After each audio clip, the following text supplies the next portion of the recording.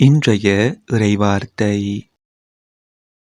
எபிரேயருக்கு எழுதப்பட்ட திருமுகத்திலிருந்து வாசகம்.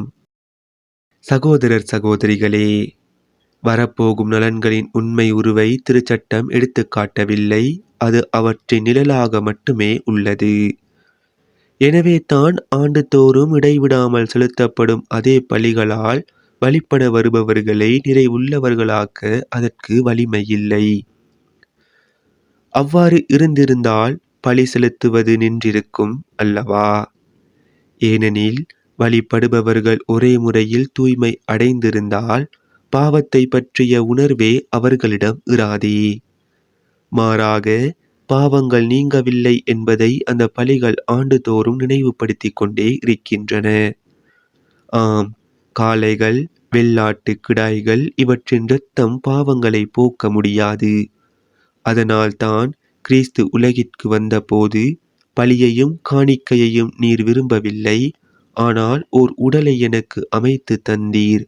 எரிபலிகளும் பாவம் போக்கும் பலிகளும் உமக்கு உகந்தவை அல்ல.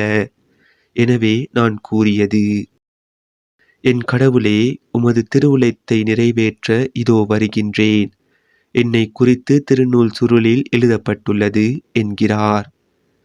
திருச்சட்டப்படி செலுத்தப்பட்ட போதிலும் நீர் பலிகளையும் காணிக்கைகளையும் எரிபலிகளையும் பாவம் போக்கும் பலிகளையும் விரும்பவில்லை, இவை உமக்கு உகந்தவை அல்ல என்று அவர் முதலில் கூறுகிறார்.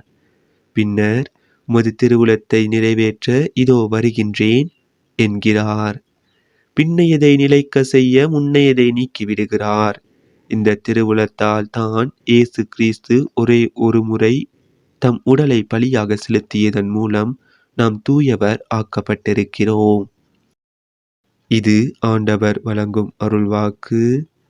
இறைவா, உமக்கு நன்றி. இன்றைய தினத்துக்கு உரிய நற்செய்தி வாசகம். மாற்கு எழுதிய தூய நற்செய்தியிலிருந்து. அக்காலத்தில் இயேசுவின் தாயும் சகோதரர்களும் வந்து வெளியே நின்று கொண்டு அவரை வர சொல்லி ஆள் அனுப்பினார்கள். அவரை சூழ்ந்து மக்கள் கூட்டம் அமர்ந்திருந்தது. அதோ, உம் தாயும் சகோதரர்களும் சகோதரிகளும் வெளியே நின்று கொண்டு உம்மை தேடுகிறார்கள் என்று அவரிடம் சொன்னார்கள்.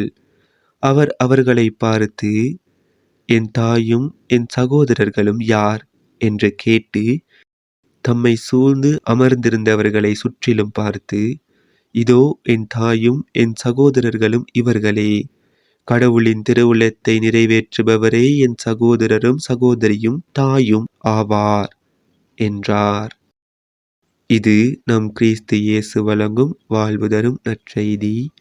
கிறிஸ்துவே, உமக்கு புகழ். இன்றைய தினத்துக்கு உரிய சிந்தனை துளிகள்.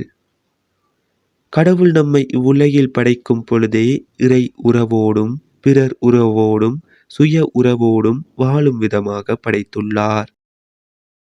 மனிதர்களுக்கு உறவு முக்கியம்தான். ஆனால் அந்த உறவு தன் குடும்பம், தன் ஊர், தன் நண்பர், தன் உறவினர், தன் சாதி, தன் மதம் என்ற மனநிலையை தாண்டி அனைவரையும் அன்பு செய்து வாழ வேண்டும் என்பதைத்தான் இன்றைய நற்செய்தி நமக்கு சுட்டி காட்டுகிறது. என் தாயும் சகோதரரும் யார்? கடவுளின் திருவுளத்தை நிறைவேற்றுபவரே என் சகோதரரும் சகோதரியும் தாயும் ஆவார் என்கிறார். இதில் இறையாட்சி பணியில் இரத்த உறவை காட்டிலும் சீடத்துவ உறவே முன்னிலை பெறுகிறது. எனவே நாம் நம்முடைய வாழ்வில் உண்மை, நேர்மை, நீதி, சமத்துவம் போன்ற இறையாட்சி மதிப்பீடுகளை வாழ்வாக்கி இறை உறவில் வாழ இயேசுவின் குரலுக்கு செவிமடுத்து உறவோடு வாழ்வோம். அன்றன்றைக்கான இறை வார்த்தைகளையும் நற்செய்தி வாசகங்களையும் சிந்தனை துளிகளையும் பெற்றுக்கொள்ள நம் சேனலை சப்ஸ்கிரைப் செய்து கொள்ளுங்கள்.